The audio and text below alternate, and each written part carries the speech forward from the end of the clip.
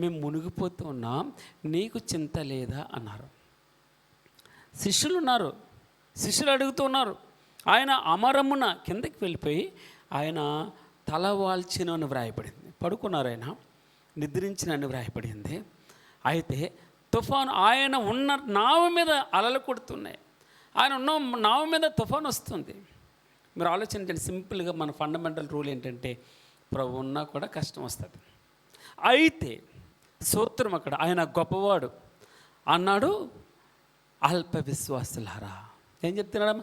అల్ప విశ్వాసులారా అన్నాడు. ఇంకొక మాట ఏం చెప్తాడంటే మీరింకను నమ్మిక ఎంచుకపోయిరి అన్నాడు. మూడో మాట ఏం చెప్తాడంటే మీ విశ్వాసం ఎక్కడ అన్నాడు. 3 సార్లు చెప్తాడు వీరిని.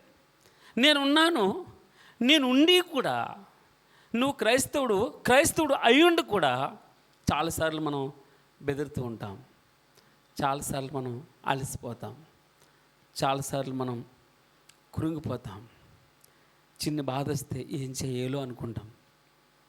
ఆ రోజున పేతురు ప్రభువుని చూస్తున్నంతసేపు నడుస్తూ ఉన్నాడు సముద్రం మీద.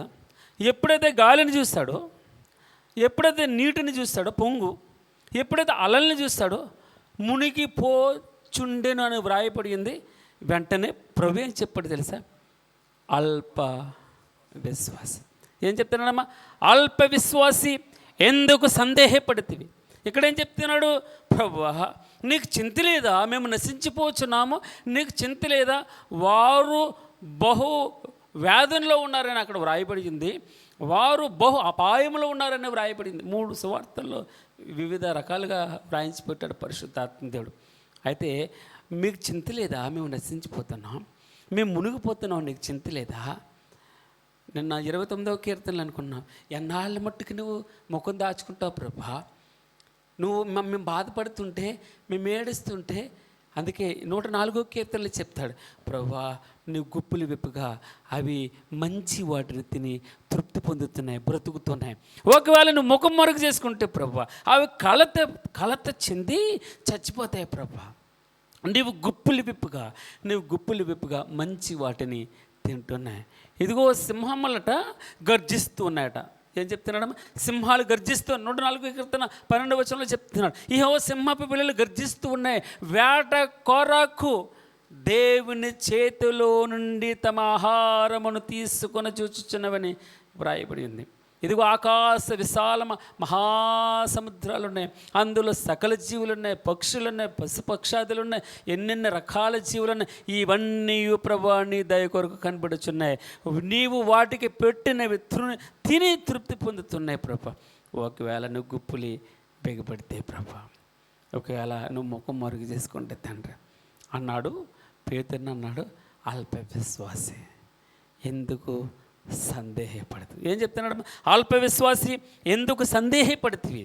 మీరు ఆలోచించండి. మనకు కూడా కొన్నిసార్లు దేవుని యొక్క గొప్పతనం అర్థం కాదండి. ఆయన దేవాలయం కంటే గొప్పవాడు అని వ్రాయపడింది, సొలొమోను కంటే గొప్పవాడు అని రాయబడింది, యోనా కంటే గొప్పవాడు అని వ్రాయబడింది, ప్రవక్తల కంటే గొప్పవాడు అని రాయబడింది. ఇంకొక మాట 1 యోహాను 4లో చెప్తాడు కదా, ఇదిగో చిన్నపిల్లలారా మీరు దేవుని సంబంధులు అన్నాడు. చిన్నపిల్లలారా మీరు దేవుని సంబంధులు, మీలో ఉన్నవాడు లోకములో ఉన్నవాని కంటే, అంటే సాతాని కంటే గొప్పవాడు. ఏం చెప్తున్నాడమ్మా? మీలో ఉన్నవాడు ఆ అనారోగ్యం కంటే గొప్పవాడు, మీలో ఉన్నవాడు క్యాన్సర్ కంటే గొప్పవాడు, మీలో ఉన్నటువంటి ఏ రోగానికైనా సరే ఆయన గొప్పవాడు. మీ అప్పులు బాధలన్నిటికంటే గొప్పవాడైనా, మీ సమస్యలన్నిటికంటే గొప్పవాడు. ఇంకొక విధంగా చెప్పాలంటే లోటు ఉండదే, ప్రతి లోటు కంటే ఆయన గొప్పవాడమ్మా. కొన్నిసార్లు అందుకే అన్నాడు, చిన్నపిల్లలారా మీలో ఉన్నవాడు లోకములో ఉన్నవాని కంటే గొప్పవాడు గనుక మీరు వారిని జయించి. ప్రభువా నశించిపోతున్నాను తండ్రి, ప్రభువా మునిగిపోతున్నాను తండ్రి, ప్రభువా చచ్చిపోతున్నాను తండ్రి. ఆయన ప్రభువుని చూస్తున్నంతసేపు చక్కగా అడుగులు బలి వేసుకుంటూ వెళ్ళాడండి. ఆయన ఎంత, మీరు చూడండి, అందరికీ లేదు విశ్వాసం. 12 మందిలో ఉన్న 12 మందిలో ఎవరికి లేదు అవిశ్వాసం. ప్రభువా నీవే అయితే నేను కూడా నేల మీద నడవాలన్నాడు, రా అన్నాడు. ఆయన చూస్తున్నంతసేపు నడుచుకుంటూ ఎంత ధీమాగా వెళ్ళాడో తెలుసండి.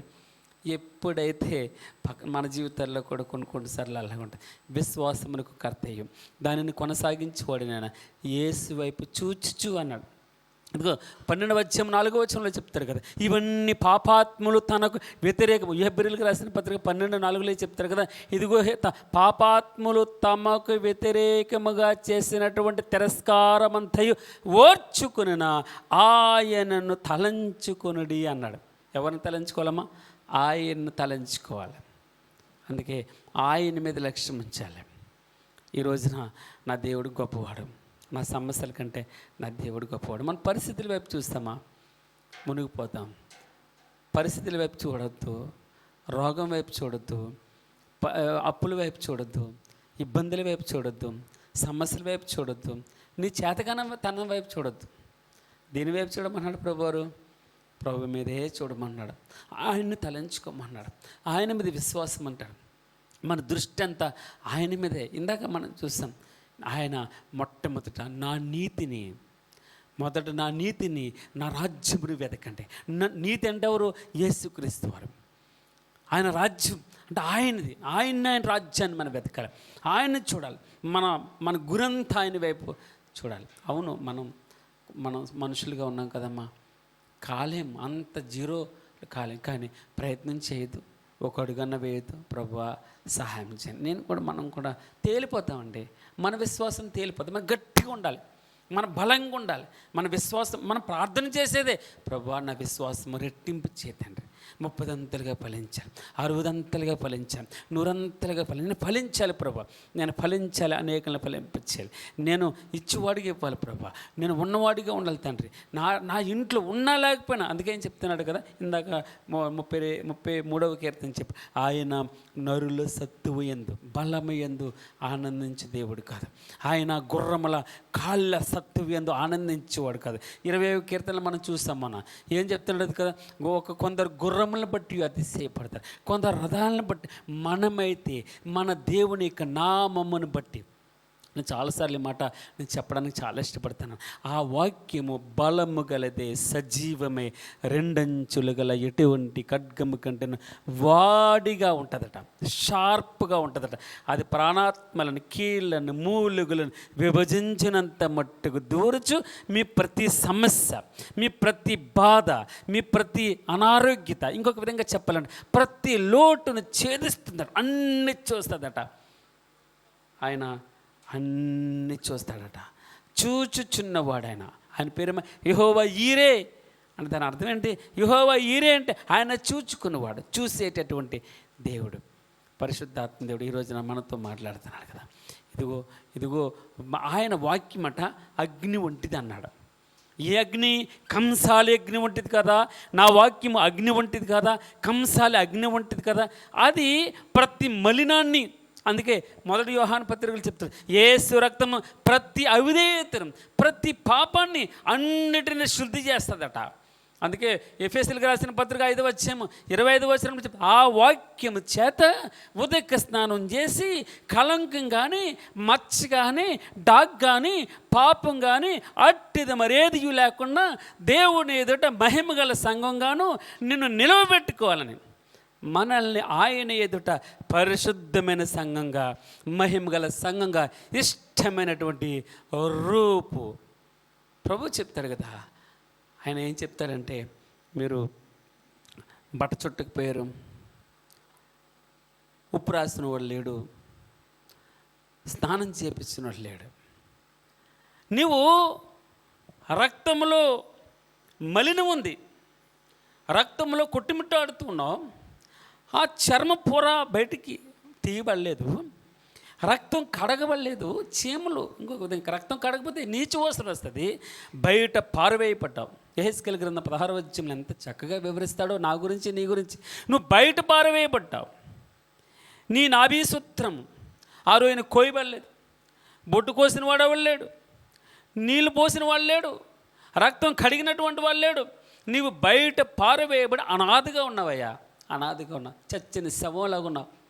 అయితే అందరూ విడిచిపెడితే నేను నీ యొద్దకు వచ్చాను. 16వ అధ్యాయంలో చూడండి యెహెజ్కేలు, నేను నీ యొద్దకు వచ్చాను, నిన్ను చూచాను, బ్రతకమని చెప్పను. స్తోత్రం ప్రభువా.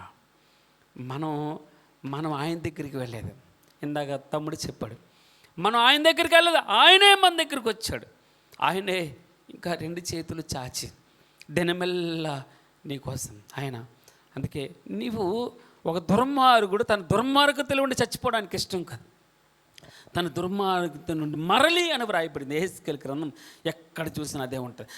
దుర్మార్గుడు దుర్మార్గత నుండి మరలి వ్యభిచారాన్ని విడిచిపెట్టాలి, మద్యపానాన్ని విడిచిపెట్టాలి, కల్మషాన్ని విడిచిపెట్టాలి, కపటం విడిచిపెట్టాలి, మత్సరం విడిచిపెట్టాలి. నీ కనులకు ఏది ఇష్టమో 12వ అధ్యాయంలో చెప్తారు, 14 రోమీయులకు రాసిన పత్రిక 12. విశ్వాసి, ఓ విశ్వాసి, నీవు చూసిందల్లా చూడడానికి ఇక మీదట నీవు పాపమునకు రుణస్థుడు కాదు. నువ్వు ఎవరికి? పాపమునకు దాసుడు కాదు. చాలా అయిపోయింది, అది అయిపోయింది.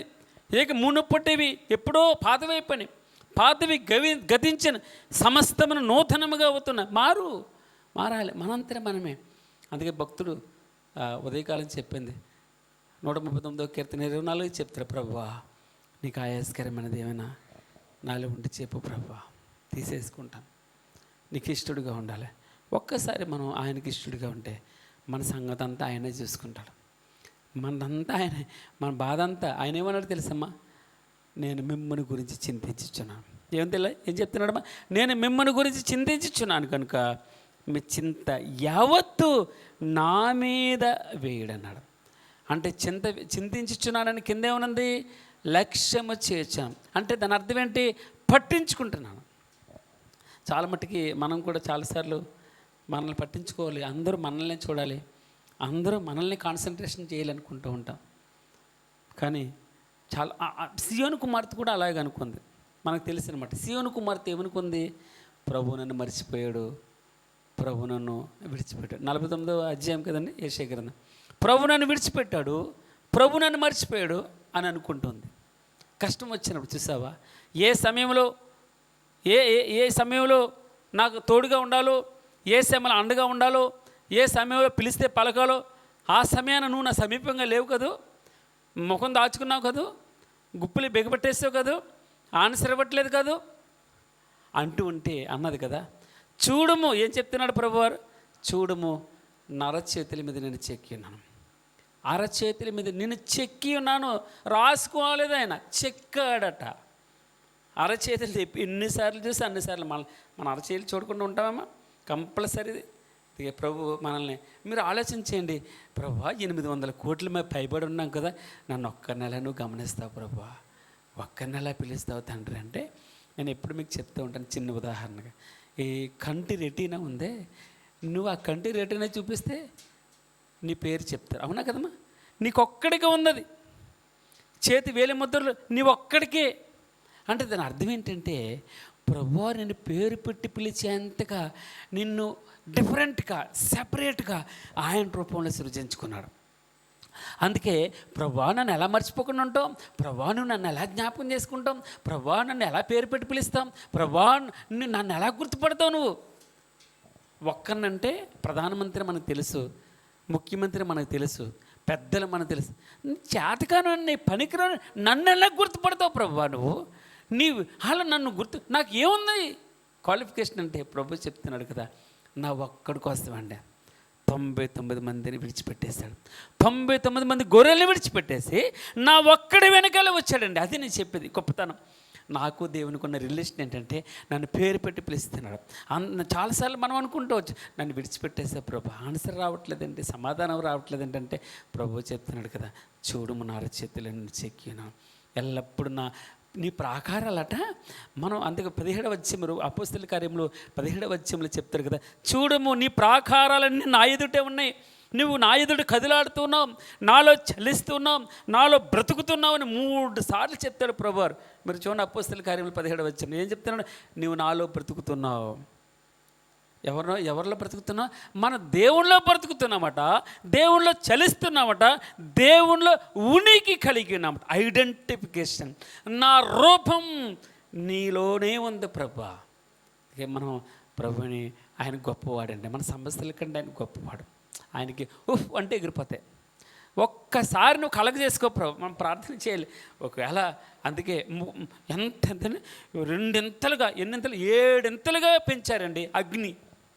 ఎంతమ్మా? 7 అగ్నిగుండం పెంచితే అప్పుడు అన్నారు, ఒకవేళ నా దేవుడు నన్ను రక్షించుటకు సమర్థుడు. ఏం చెప్పాడమ్మా? సూర్యుడా మహాదేవ, నీ అధిక బలము చేతను, చాచిన బాహువుల చేతను ఈ భూమ్యాకాశములను సృజించి ఉన్నావు, నీకు అసాధ్యమైనదేదియూ లేదు అన్నాడు. 27వ వచనంలో ఇర్మియా గ్రంథం 17:20 చెప్తాడు కదా, నీవు సర్వశరీరులకు దేవుడు ప్రభువా, నీకు అసాధ్యమైన దేదైనా గలదా అంటాడు. ఎంత మంచి మాట అండి. నా దేవుడు ఈ అగ్నిగుండము నుంచి నన్ను తప్పించుటకు సమర్థుడు. ఒకవేళ తప్పించకపోయినా నాకు పెద్ద డోంట్ కేర్. ఏం చెప్తున్నాడు? ఒకవేళ తప్పించకపోయినా నాకేం పోదు అంటే మరి ఆలోచన చేయండి. మన ప్రభుని అందుకు కొందరు గుర్రములను బట్టి, కొందరు దేన్ని బట్టి, రథములను బట్టి తీసాం. మనమైతే మన దేవుడైన యెహోవా నామమును బట్టి, యెహోవా నామమును బట్టి అతిశయపడదాం. ఎంత మంచి మాట తెలుసండి. అందుకే ఇవి ఉదయకాల సమయంలో ఆయన గొప్పవాడు, ప్రభు గొప్పవాడమ్మా. మనల్ని బయటపడేస్తాడు, మన కష్టాల నుంచి బయటకు గెంటేస్తాడు, మన బాధల నుంచి బయటకు తీసేస్తాడు, మన సమస్యల నుంచి బయటకు తీసేస్తాడు, ఈ పాపం నుంచి బయటకు గెంటేస్తాడు. మనకు రాజ్యం అనుగ్రహించి, చిన్న మంద భయపడుకుడి, రాజ్యము అనుగ్రహించుటకు మీ తండ్రికి ఇష్టమై ఉన్నది అన్నాడు. మనం చిన్న గుంపుగా ఉన్నాం, ఒక్కరే ఉన్నాం. ప్రభా ఏంటి తండ్రి ఈ కష్టం, ఒకటి వెనకాల ఒకటి, ఒకదాని వెనకాల ఒకటి, నేను ఎన్నో ఆలోచన చేసుకుంటున్నాను, నా హృదయంలో ఎన్నో తలంచుకుంటున్నాను. ప్రభా ఇదేంటి ప్రభా, నెగిటివ్ వస్తుంది, ఇదేంటి ప్రభా, ఎప్పుడు చూస్తున్నా ఒకటే. ప్రభు చెప్తున్నాడు కదా, తల్లి నా అరచేతుల్లో నేను చెక్కినాను, నీ ప్రాకారములు కదిలికలు నా అరచేతుల్లో ఉన్నాను, నువ్వు నాలో బ్రతుకుచున్నావు, నాలో చలించుచున్నావు. నీ ఉనికి అంటే ఏంటి తెలుసమ్మా? నీ కదలిక. ఉనికి అంటే నీ పేరు, నీ ఊరు, నీ ఉనికి, నీ ఐడెంటిఫికేషన్. నీకు తలా తోక లేదురా, నీకు ఊరు పేరు లేదురా అనుకుంటూ ఉంటాం. ప్రభు చెప్తున్నాడు కదా, ఆయనలో మన ఉనికి ఉందట. ఉనికి అసలు నేను ఉన్నానన్న భావన ఆయనలో ఉందమ్మా. అది చాలా సంతోషం. భగవంతుడు ప్రభువారు అందుకే నేను 13వ అధ్యాయం ధ్యానం చేసి, నువ్వేమి విత్తుతావో ఆయన ఎవడో విత్తువాడు విత్తుతూ ఉన్నాడు, ఎక్కడ విత్తాడు, ఎక్కడ పంటకు వస్తున్నాడు, నువ్వేమి విత్తుతున్నావు, నువ్వే పంటకు వస్తావని చెప్పి చెప్దామని వచ్చాను ఇక్కడికి. నేను వేరే ఉదయం చెప్పిన దానికి కొంచెం కంటిన్యూగా చేసి ముగించేస్తున్నాను. ప్రభు గొప్పవాడమ్మా. ఆయన మీద మనం ఆశ పెట్టుకుందాం, మనం ఆయన్ని చూద్దాం, ఆయన వైపు క్రమమైన జీవితాన్ని కలిగి ఉందాం. ఒకవేళ ఆయన మరుగు చేసుకుంటాడేమో, ఒకవేళ ఆయన గుప్పలు బిగపట్టేస్తాడేమో, ఆయన చేతుల్లోనే మనకు ఆహారం దొరకదేమో, ఆయన పిలిస్తే పలకడేమో. ఆయన సమీపంగా ఉండే దేవుడు. వినయము గల వారి యొద్ద, ఎవరి యొద్దమ్మా? వినయము గల వారు ప్రార్థన చేస్తే ఆయన ఆలకించేటటువంటి దేవుడు. ఎప్పుడు వెనకంచి వేయడమ్మా. మీరు ఆలోచించండి, పెద్ద గుంపులో ఉంటేనే ప్రార్థన ఆలకిస్తారు. నీ ఒంటరిగా ఉండి, ప్రభా నా పరిస్థితి ఏంటి తండ్రి, నువ్వు కలగ చేసుకోవా నాయనా, ఇంకెప్పుడు దొరుకుతుంది ప్రభా, ఇంకెప్పుడు ఇస్తావు? ఒక మాట మనం ప్రార్థన చేద్దాం. మన ప్రార్థనలు తోసివేసే దేవుడు కదండి. మన ప్రార్థనలు ఆయన చెవుల్లో జొచ్చుతాయట. విననేరకై ఉండినట్లు ఆయన చెవులు మందం కాలేదు అమ్మా. ఆయన చెవులు మందం కాలేదు, థిక్నెస్ కాలేదు. మందం అంటే ఏంటి, దాని అర్థం ఏంటంటే, దున్నపోతు మీద వర్షం పడుతుంటే చలనం ఉండదు. అవునా కదమ్మా? చూసారా? ఏమంటారు? తూల మందం రా నీకు అంటారు. అంటే మాట విననితనం. ప్రభు ఏం చెప్తున్నాడంటే, విననేరకై ఉండినట్లు ఆయన చెవులు మందము కాలేదు, థిక్నెస్ పెరగలేదు. అయింది షార్ప్గా ఉండదు, సెన్సిటివ్గా ఉండదు. నువ్వు ప్రార్థన చేస్తే ప్రార్థించక మునిపే పాట పాడతావు. ఏం పాట అది? ప్రార్థించకపోయినా పలకరిస్తూ ఉంటావు, మాట వినకపోయినా కలవరిస్తూ ఉంటావు. ఎందుకింత ప్రేమ నాపై యేసయ్యా, ఎందుకింత జాలి నాపై యేసయ్యా, ఎందుకింత ప్రేమ నాపై యేసయ్యా, ఎందుకింత జాలి నాపై యేసయ్యా. ఏ రుణమో ఈ బంధము నా ప్రేమమూర్తి, తాళలేను నీ ప్రేమను.